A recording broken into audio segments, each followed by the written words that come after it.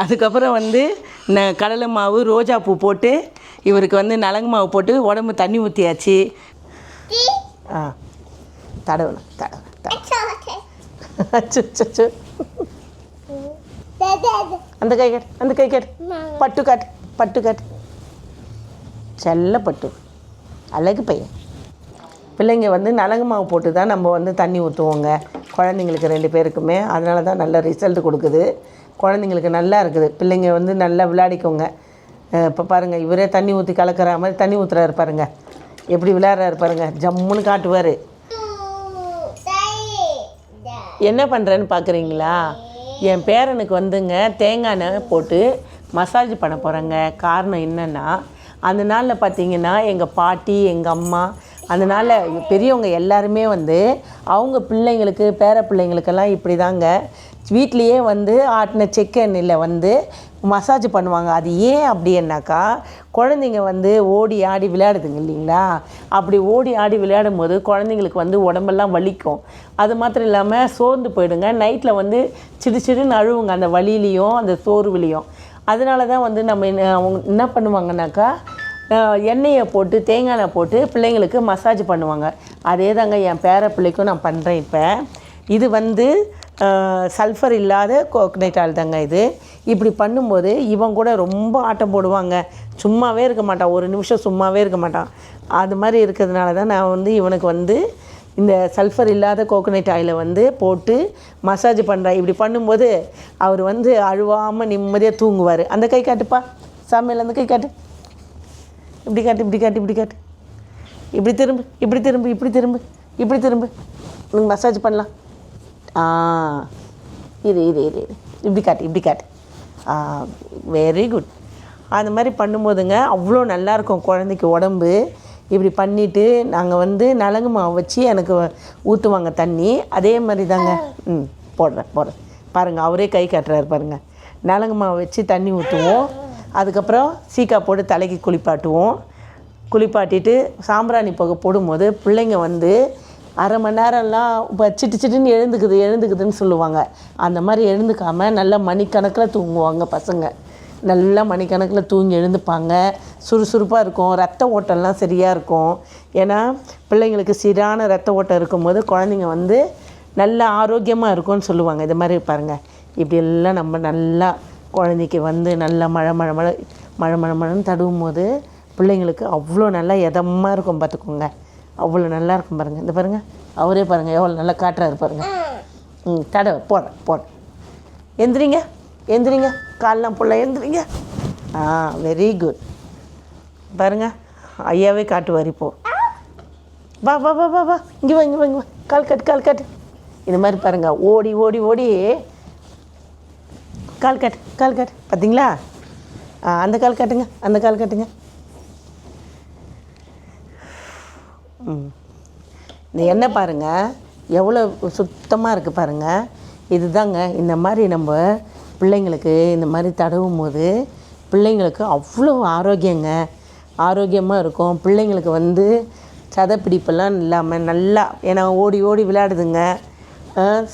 சேத்துலேயும் மண்ணுலேயும் விளையாடுதுங்க. இப்போல்லாம் சேரில் நம்ம விடலைன்னா கூட மண் தூசெல்லாம் இருக்குது இல்லைங்களா? அதெல்லாம் இருந்தால் கூட பிள்ளைங்க வந்து ரொம்ப ஆரோக்கியமாக இருக்கும்.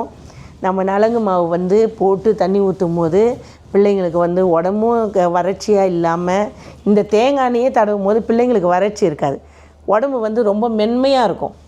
அந்த கால் காட்டுப்பா, அந்த கால் காட்டு. கால் காட்டு. பிள்ளைங்களுக்கு வறட்சியாக இருக்காது, உடம்பு நல்லா வந்து ஈரப்பதமாக வச்சுருக்கோம், மென்மையாக இருக்கும்.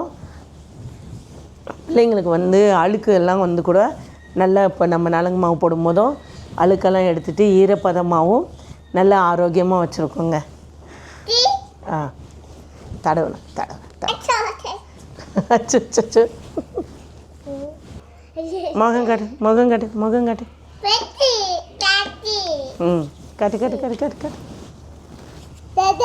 அந்த கை காட்டு.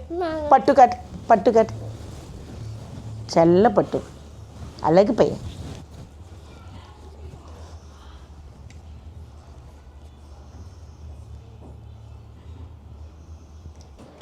இப்போ தேங்காய் எண்ணெயை வச்சு தேங்காய் எண்ணெயை வச்சு நம்ம வந்து மசாஜ் பண்ணிட்டோமா. இப்போ என்ன பண்ணுறோங்கன்னா, இது பாருங்கள், இது கடலை மாவும் ரோஜா பூவும்.